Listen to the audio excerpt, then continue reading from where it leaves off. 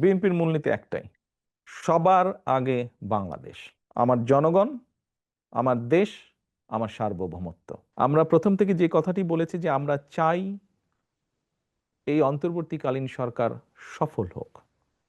অর্থাৎ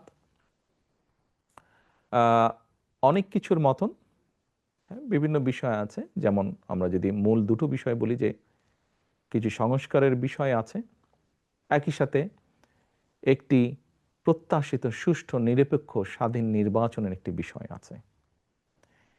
মূলত কিছু সংস্কার সহ, যেই সংস্কারগুলো না করলেই নয় এরকম সংস্কার সহ একটি স্বাভাবিক সুষ্ঠু স্বাধীন নির্বাচন অনুষ্ঠিত করাই হচ্ছে বর্তমান সরকারের মূল লক্ষ্য।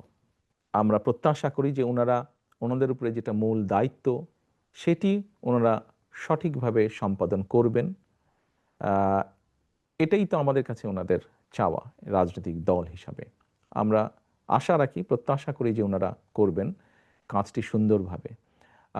স্বাভাবিকভাবে এই কাজটির সৌন্দর্য বা কতটুকু ভালো মন্দভাবে করতে পারছেন তার উপরেই মনে হয় সম্পর্কের উষ্ণতা বা শীতলতা যেটাই বলেন সেটা নির্ভর করবে। একটি দেশ পরিচালনা তো একটি বিশাল বিষয়।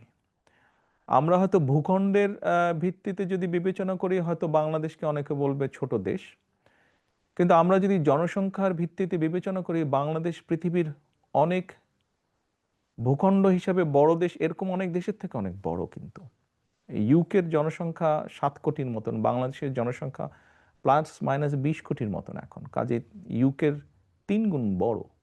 এরকম একটি দেশ পরিচালনা করতে হলে স্বাভাবিকভাবেই জনগণের ম্যান্ডেট সহ একটি শক্তিশালী রাজনৈতিক সরকার প্রয়োজন। বিভিন্ন বিষয় থাকে, ইস্যুস থাকে, বিভিন্ন বিষয় আছে। তো এখন নির্বাচনের বাইরে অন্তর্বর্তীকালীন সরকারের পারফরম্যান্স, আপনি যেটা বললেন, আমরা সকল কিছু বিবেচনা করলে আমার কাছে মনে হয়েছে যে হয়তো ওনারা চেষ্টা করেছেন অনেক বিষয়, সব ক্ষেত্রে সবাই তো আর সফল হতে পারে না। স্বাভাবিকভাবে ওনাদের লিমিটেশনস কিছু আছে, সেই লিমিটেশনসের মধ্যে ওনারা হয়তো চেষ্টা করেছেন, যতটুকু পেরেছেন হয়তো চেষ্টা করছেন। তাই ১/১১ সরকার তো একটি উদ্দেশ্য প্রণোদিত, অসৎ উদ্দেশ্য প্রণোদিত একটি সরকার ছিল। আমরা দেখেছি তা সেই সরকার আসলে কিভাবে দেশের যতটুকু যেমনই হোক বিভিন্ন ঘাত প্রতিঘাতের মধ্যে দিয়ে যতটুকুই রাজনীতি গড়ে উঠেছিল, গণতান্ত্রিক ভিত্তি ধীরে ধীরে গড়ে উঠছিল ভুল ত্রুটি সবকিছুর ভিতর দিয়ে, কিন্তু আমরা দেখেছি যে কিভাবে তারা সবকিছু ভেঙে গুড়িয়ে দিতে চেয়েছিল, বিরাজনীতিকরণ করতে চেয়েছিল, দেশকে একটি অন্ধকার দিকে নিয়ে যেতে চেয়েছিল। পরবর্তীতে দেখেছি যে খুব সম্ভবত তাদেরই ভিন্ন আরেকটি রূপ অন্যভাবে দেখেছি আমরা, in the name of democracy.